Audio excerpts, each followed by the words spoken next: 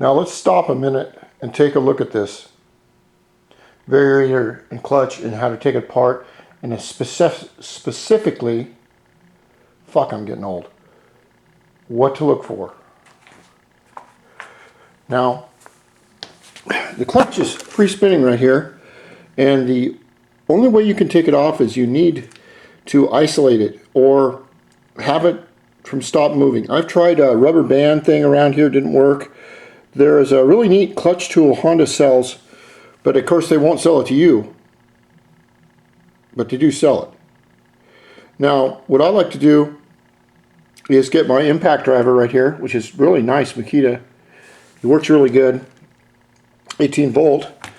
And what I'll do is I'll take a pry bar, if I have to, and put it right under here where you can see all those nicks, and I put it up against the teeth of the drive plate, and then I will unscrew it. Or I'll use a, I would highly suggest that you get a 1/2 inch breaker bar right here. These come in really handy when you're trying to, unless you know you're some young buck and you've got a whole hell of a lot of energy, which probably all do, so I don't, so I have to use leverage.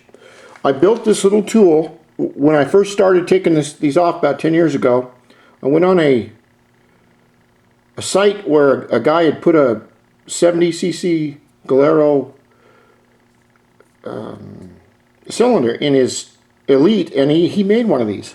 And all it is a couple of pieces of metal like that, and I've just screwed them loosely onto a piece of wood right here, and they have this loose, all this is loose.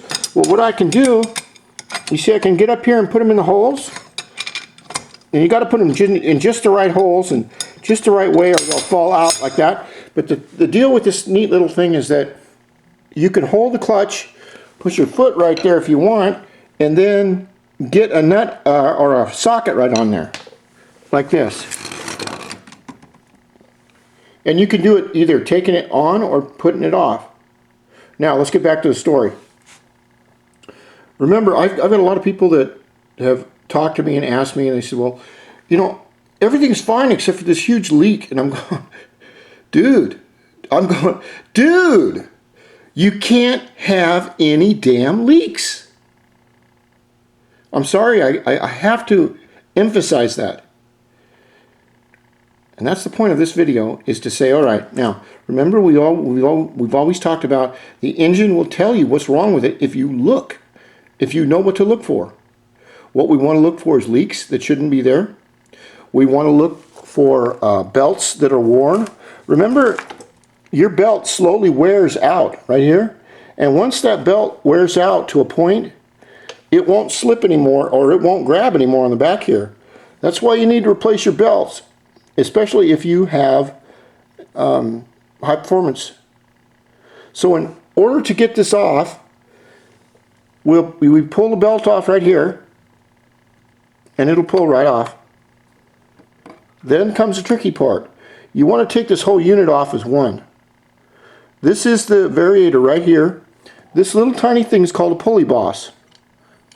That's what the belt rides on. And behind there is a ramp plate and 6. You want to reach behind there and see if you can take the whole thing off. If you can take the whole thing off and not drop any of it, then you're doing real cool. Then you want to look back in here, and what we want to look for is any leaks. We want to look for leaks on the crankshaft or anything else. Now there are 3 crank washers right here, or they're called shims.